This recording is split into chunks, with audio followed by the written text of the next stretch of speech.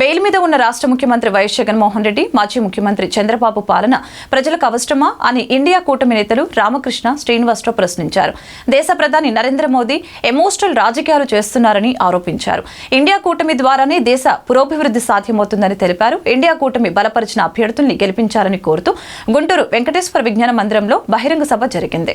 ఈ సందర్భంగా CPI, CPM రాష్ట్ర కార్యదర్శులు రామకృష్ణ, శ్రీనివాసరావు మాట్లాడారు. వాలంటరీ వ్యవస్థ చుట్టూ రాజకీయం తిరుగుతుందని ఎద్దేవా చేశారు. ఓట్ల కోసం ఇంత దిగజారుడు రాజకీయాలు అవసరమా అని నిలదీశారు. 10 ఏళ్ల పాలనలో దేశ ప్రధాని నరేంద్ర మోదీ సంక్షేమం పేరుతో సంక్షోభం సృష్టించారని ఆరోపించారు. మోడీ తిరిగి ప్రధాని అయితే ప్రజాస్వామ్య వ్యవస్థ అంతమవుతుందని హెచ్చరించారు. ఈ సభలో ఇండియా కూటమి నాయకులు ముప్పాల నాగేశ్వరరావు, లింగంశెట్టి ఈశ్వరరావు, పాసం రామారావు, గుంటూరు పార్లమెంట్ అభ్యర్థి జంగాల అజయ్ కుమార్ తో పాటు 7 నియోజకవర్గాలకు చెందిన ఇండియా కూటమి అభ్యర్థులు పాల్గొన్నారు. కానీ మన ప్రపంచంలో అత్యంత కఠిన దరిద్రులున్న దేశం నంబర్ 1 ఇండియా.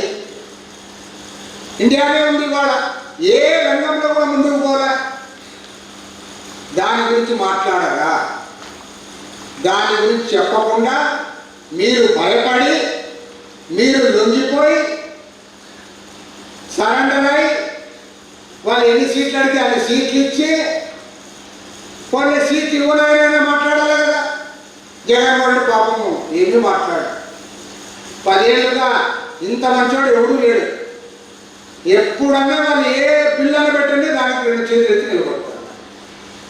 కాబట్టి ఇవాళ రాష్ట్రంలో ఇండియా కూటమికి ఎంతో ప్రాధాన్యత ఉంది. ఓకే, మన కూటమికి ఎంత బలం ఉందంటే అది ప్రజలు ఆదరిస్తే బలం పెరుగుతుంది. ప్రజలు ఆదరించకపోతే ఎవరు ముందుకు రాలేదు. ఈ కేంద్రంలో ఆర్థిక మంత్రిగా ఉన్నటువంటి నిర్మలా సీతారామన్ గారి భర్త పరకాల ప్రభాకర్ అని ఉన్నారు. ఈ మధ్య ఒక పుస్తకం కూడా రాసి రిలీజ్ చేసే తెలుగులో కూడా వచ్చిందంటున్నారు. ఆ సందర్భంలో ఆయన చెప్పాడు, 2024 ఎన్నికలు 2029 ఎన్నికలు జరగాలా వద్దా అనేది డిసైడ్ చేస్తాయని చెప్పాడు. అంటే ప్రతి ఎన్నిక ఒక ప్రాధాన్యత ఉంటుంది. ఈ ఎన్నికలు కూడా చాలా ప్రాధాన్యత ఉన్నది.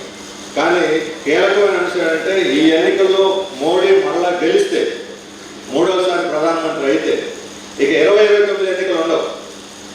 అంటే ప్రజాస్వామ్యమే అడ్రస్ లేకుండా పోతుంది. 2014లో మోడీ అధికారంలోకి వచ్చినప్పుడు ఏం చెప్పాడు? అభివృద్ధి, గుజరాత్ లాగా అభివృద్ధి చేస్తే కొత్తగా అప్పుడు ఓటర్లు అయినటువంటి వాళ్ళు యూత్ వెంటపడి భయం చేసి వచ్చేస్తున్న ఉద్యోగాలని చెప్పుకొని ఓట్లు కుమ్మేశారు. 2019 వచ్చేసరికి ఉద్యోగాలు లేవు, అభివృద్ధి లేదు, బ్లాక్ మనీ లేదు, పంపకాలు లేవు, పైగా ధరలు పెరిగింది, నిరుద్యోగం పెరిగింది. ఆ దెబ్బ తట్టుకోలేక జనాలందరినీ ఎమోషన్